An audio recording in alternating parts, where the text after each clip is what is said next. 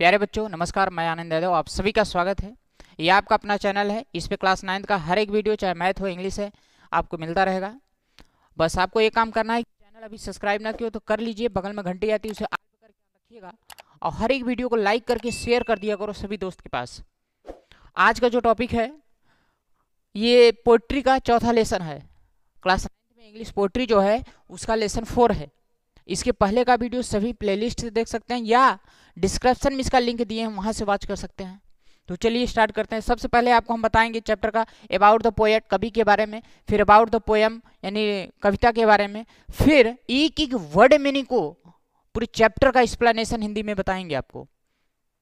तो पेन और कॉपी लेके बैठिएगा, हर एक वर्ड मीनिंग जो भी हार्ड लगे आपको ना आती हो उसको लिख लीजिएगा। देखिए, the lake isle of Innisfree. Innisfree जो है ये एक स्थान, एक शांत माहौल में स्थान, एक टापू है, वहां एक स्थान है जिसका नाम है इनिस्फ्री। द्वीप आप जानते होंगे।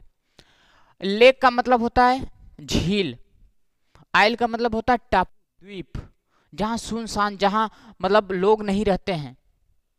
समुद्र में कहीं ना कहीं बीच बीच में टापू जो होता है उसे कहा जाता है। यह एकदम सुनसान जो स्थान होता है उसका नाम ये यहाँ इनिस्फ्री बताया गया है। इनिस्फ्री एक स्थान का नाम है जो एकदम शांत वातावरण जहाँ पे है। आइल का मतलब होता है द्वीप, लेक का मतलब होता है झील। एक ऐसी झील इनिस्फ्री की द्वीप झील जो है उसी के बारे में यहाँ पे कवि ने कल्पना की है, उसके बारे में बताया है। तो चलिए हम स्टार्ट करते हैं। यहाँ इसके जो लेखक हैं, जो पोएट हैं, मतलब कभी, लेखक मत बोलिएगा, पोएट। पोएट का मतलब कभी होता है William Butler Yeats. William Butler Yeats इसके क्या हैं, पोएट हैं। अब अबाउट द पोएट यानी कवि के बारे में समझते हैं। अबाउट द पोएट, कवि के बारे में। अबाउट द पोएट का मतलब कवि होता है, अबाउट मतलब के बारे में, कवि के बारे में। विलियम बटलर ईट्स ये नाम है उनका कवि का। Popularly known as WB Yeats. Popularly मतलब फेमस होना, प्रसिद्ध होना। Known as WB Yeats, WB Yeats के रूप में वे क्या थे, प्रसिद्ध थे। उनका जो नाम था, पूरा नाम क्या है, विलियम बटलर ईट्स, यानी इसका पहला वर्ड और इसका पहला word WB Yeats. WB Yeats के रूप में वे क्या जाने जाते थे, प्रसिद्ध थे। आमतौर पर पॉपुलरली का मतलब आमतौर पर कह सकते हो, नॉन मतलब प्रसिद्ध होना, जानना। तो विलियम बटलर ईट्स जो है WB ईट्स के रूप में आमतौर पर जाने जाते थे। इज अ ग्रेट, ध्यान दीजिए, is a great Irish poet. वह क्या, is a great Irish poet, editor, essayist and playwright. Playwright का मतलब होता है नाटक लिखने वाले, नाटककार। ऐसे का मतलब होता है ऐसे का मतलब निबंध होता है। एसेइस्ट का मतलब होता है, एसेइस्ट का मतलब हो जाएगा निबंधकार। एडिटर मतलब संपादक। पोएट मतलब कवि, आयरिश स्थान का नाम है। वह एक महान आयरिश कवि, संपादक, निबंधकार और नाटककार थे। राइट। अब इसके बाद he was born on 13 June 1865। Born मतलब पैदा होना, जन्म लेना। 13 जून क्या 1865 को, वह 13 जून 1865 को पैदा हुए थे, यानी जन्म लिए थे। He father was a well known painter. उनके पिताजी वाज वेल नोन का मतलब होता है अच्छे, वेल नोन अच्छे कह सकते हो, वेल नोन पेंटर चित्रकार, एक अच्छे चित्रकार थे, एक माने जाने चित्रकार थे कह सकते हो। यहाँ he was a God gifted genius. Genius का मतलब होता है प्रतिभा, गॉड गिफ्टेड मतलब भगवान के द्वारा दी गई। वह उनके पास कह सकते हो एक भगवान के द्वारा दी गई प्रतिभा थी। एंड हिज इन्वायरमेंट का मतलब होता है वातावरण, माहौल, वातावरण। हेल्प हिम मच, वहाँ का जो वातावरण उनका था, उनका जो वातावरण था, जो माहौल था, उनकी बहुत, हिम मच उनकी बहुत मदद की थी। ही आल्सो फाउंडेड, फाउंडेड मतलब स्थापना करना, फाउंड मतलब स्थापना करा, फाउंडेड। ही आल्सो फाउंडेड अ थिएटर। थिएटर मतलब एक थिएटर हॉल होता है जहाँ पे पिक्चर उच्चर देखी जाती है, तो ही आल्सो फाउंडेड अ थिएटर, उन्होंने एक थिएटर की क्या स्थापना की थी। थिएटर कई प्रकार का होता है। द अबे थिएटर, उसका नाम क्या था, अबे थिएटर। एंड रीमेंड मतलब होता शेष, वन ऑफ द डायरेक्टर्स, निदेशकों में से एक, यानी उन सभी निदेशकों में से एक कौन, थ्रो आउट का मतलब पूरा, थ्रो आउट मतलब पूरा हिज लाइफ, उनके जीवन के, उनके पूरे जीवन में वो क्या थे, सभी निदेशकों में से एक थे। It's on the Nobel prize, it's क्या थे, ऑन मतलब जीता, विन का second form, the Nobel prize for literature in 1923, 1923 में किसके लिए, साहित्यिक के लिए नोबेल पुरस्कार उन्हें मिला था, वे नोबेल पुरस्कार जीते थे। 1923 में साहित्य के लिए नोबेल पुरस्कार उन्हें मिला था। ही इज रिगार्ड का मतलब क्या होता है, सम्मान, regarded as the greatest English language poet of the 20th century, मतलब 20वीं शताब्दी के अंग्रेजी भाषा के महान कवि के रूप में जाने जाते थे। 20वीं शताब्दी के अंग्रेजी भाषा के महान कवि के रूप में वे जाने जाते थे, उन्हें सम्मानित किया गया था, सम्मान उन्हें मिला था, ठीक है, जाने जाते थे। अब आगे, ही डायड ऑन 28 जनवरी 1939, वह 28 जनवरी 1939 को उनकी मृत्यु हो गई। 28 जनवरी 1939 को वे स्वर्गवासी हो गए, देहांत उनका हो गया, उनकी मृत्यु हो गई। राइट, यहाँ तक आपको समझ में आया होगा अच्छे से। अब अगला अबाउट द पोएम के बारे में बताते हैं। अब देखिए यहाँ भी जो है 1865 में जन्म लिए थे, 1939 को देहांत हुआ था इनका। अब अबाउट द पोएम के बारे में समझ लीजिए। अबाउट द पोएम यानी कविता के बारे में, पोएम का मतलब होता है कविता, अबाउट द पोएम कविता के बारे में। Innisfree is the name of a quit place, Innisfree जो है एक शांत स्थान का नाम है। Name of quit place, quit मतलब शांत, प्लेस मतलब स्थान। इनिस्फ्री एक शांत स्थान का नाम है। राइट, फेयर जहां द पोएट, जहां कवि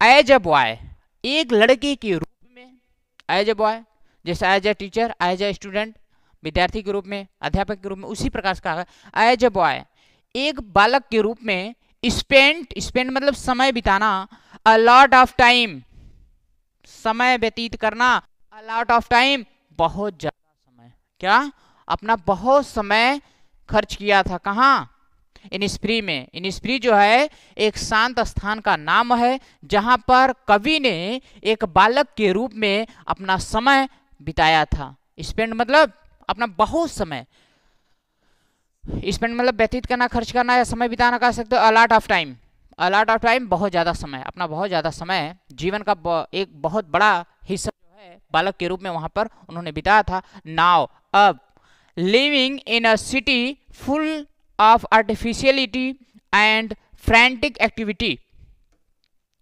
अब वह क्या थे, ये देखिए, फ्रैंटिक एक्टिविटी, उत्तेजित, फ्रैंटिक मतलब उत्तेजित, उग्र कह सकते हो, उत्तम कह सकते हो, एक्टिविटी मतलब प्रतिक्रिया, एक उत्तेजित प्रक्रिया और कृत्रिम से भरपूर, फुल ऑफ आर्टिफिशियलिटी, कृत्रिम से, बनावटी से भरपूर शहर में रहने लगे। He deeply longs for the peace of Innisfree, Innisfree के शांति के लिए लंबे समय से थे। इनिस्फ्री की जो शांति थी वहां पे क्या थे, लंबे समय से थे। He want to go there, वह यानी पहले बालक के रूप में थे, अब शहर में आ गए थे, लेकिन फिर he wants to go there, वह वहां जाना चाहते थे। The poem is a musical lyric, musical मतलब संगीत होता है, लायरिक का मतलब गीत होता है। पोएम यानी कविता एक संगीत गीत है, क्या, कविता एक संगीत गीत है। अगला, अब चैप्टर पे आते हैं। चैप्टर में एक एक वर्ड मीनिंग को समझो पहले। देखो, आई विल एराइज, एक चीज ध्यान दीजिएगा, जैसे एंड लग के कंजक्शन ये काम कर रहा है, इस सेंटेंस को जोड़ा है, फिर आगे एक सेंटेंस को जोड़ा है, छोटे छोटे सेंटेंसों को जोड़ रहा है, तो ये जो विल हेल्पिंग वर्ब है ना, इसका भी है, इसका भी है, कामा लगा के या एंड लगा के कुछ अगर है तो सभी का ये माना जाएगा। तो आई विल अराइज, मैं उठूंगा, एंड गो नाउ। अब आई विल गो नाउ ऐसे बार बार तो कहा नहीं जाएगा। आई कभी जो है कल्पना करता है कि आई विल अराइज, मैं उठूंगा, एंड गो नाउ, अब चला जाऊंगा। गो मीन्स जाना, विल है ना, चला जाऊंगा, एंड गो टू इनिस्फ्री, और इनिस्फ्री के लिए जाऊंगा। कहाँ जाना चाहता है? इनिस्फ्री चला जाऊंगा। मैं उठूंगा और अब चला जाऊंगा, और अब इनिस्फ्री चला जाऊंगा। क्या? इनिस्फ्री चला जाऊंगा। एंड स्मॉल केबिन, केबिन का मतलब होता है झोपड़ी, बिल्ड दियर, वहां पर, बिल्ड मतलब बनाना, of clay and wattles made, of clay and wattle, clay का मतलब चिकनी मिट्टी, गीली मिट्टी कह सकते हो, वटल्स का मतलब टहनियां होती है, मेड मतलब मिलाकर बनाना, मिट्टी और टहनियों को मिलाकर वहां एक छोटी सी झोपड़ी बनाऊंगा। क्या? मैं उठूंगा, अब मैं उठूंगा और अब चला जाऊंगा, और इनिस्फ्री चला जाऊंगा, मिट्टी और टहनियों को मिलाकर वहां एक छोटी सी झोपड़ी बनाऊंगा। कभी कह रहा है आगे, 9 beans row will I have there, मैं वहां 9 सेम वाली पंक्तियां लगाऊंगा। फ्यूचर की बात हो रही है। 9 सेम वाली पंक्तियां, मैं वहां 9 सेम वाली पंक्तियां लगाऊंगा। आई हैव फॉर, हैव या ही पढ़िए, have for the honey bee, honey bee मतलब होता है मधुमक्खी, हाइव का मतलब होता है छत्ता, मधुमक्खियों के लिए छत्ता होगा। क्या? मैं वहां 9 पंक्तियां वाली, 9 सेम पंक्तियां वाली, एक मिनट, 9 बीन रॉ, 9 पंक्तियां वाली सेम लगाऊंगा। Hive for the honey bee, मक्खियों के लिए एक शहद का छत्ता होगा।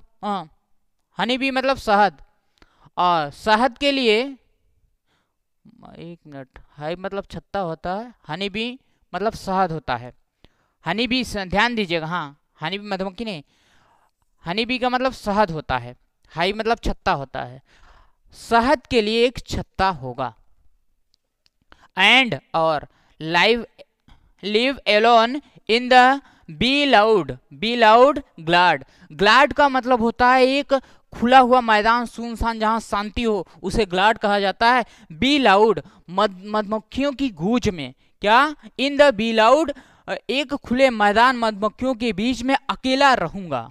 यही कह रहा है ना कि वहां जाऊंगा, क्या क्या करूंगा। उसके बाद ये कह रहा है कि एक खुले मैदान के, यानी मधुमक्खियों की गूंज में, खुले मैदान में मक्खियों की गूंज में अकेला रहूंगा।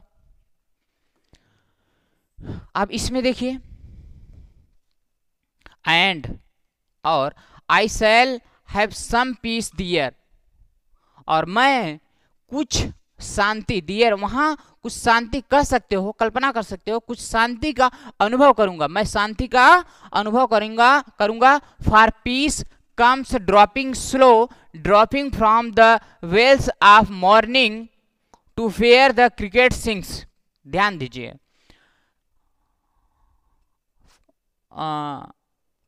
सम peace there, shall have, I shall have some peace there, मैं सुख का अनुभव करूंगा। फॉर पीस कम, पीस मतलब शांति, कम मतलब आना, ड्रॉपिंग स्लो, ड्रॉपिंग धीरे धीरे। क्या?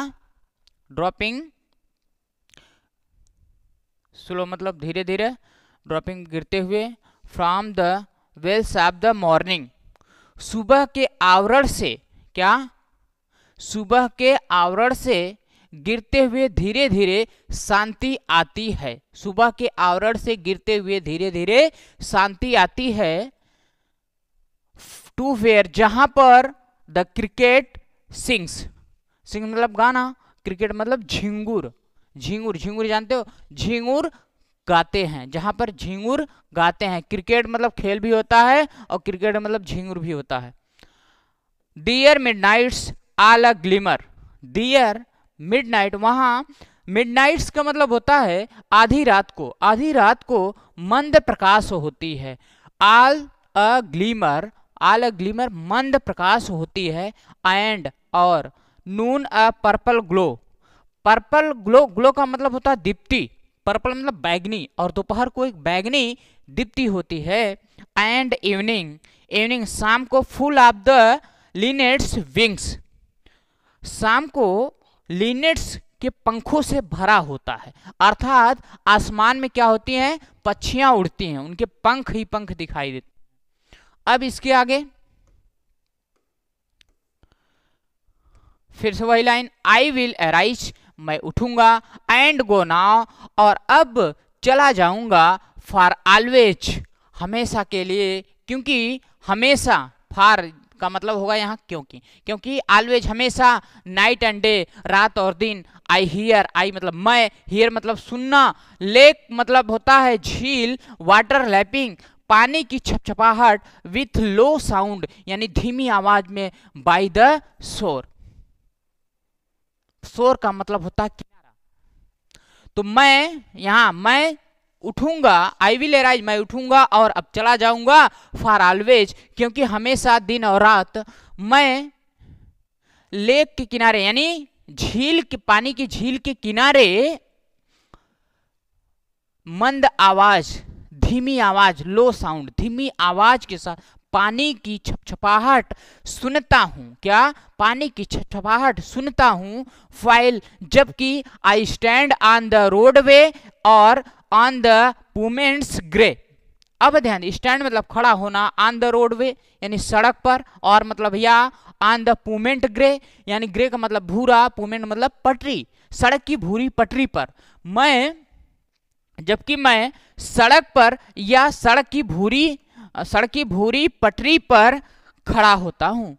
आई हियर, आई हियर, आई मतलब मैं, हियर मतलब सुनना, in the deep heart's core, deep heart's core का मतलब हृदय की गहराइयों में, मैं इसे हृदय की गहराइयों में सुनता हूं, वहां की जो गूंज है। राइट, कंप्लीट हो गया। प्यारे बच्चों, अगर कम समझ में आया हो तो वीडियो को रिवाइज कर लिया करो, एक बार में कम समझ में आए तो दोबारा देखो, तिबारा देखो, कहां पैसा खर्च होने वाला है इसमें। तो चलिए मिलेंगे नेक्स्ट वीडियो में, धन्यवाद।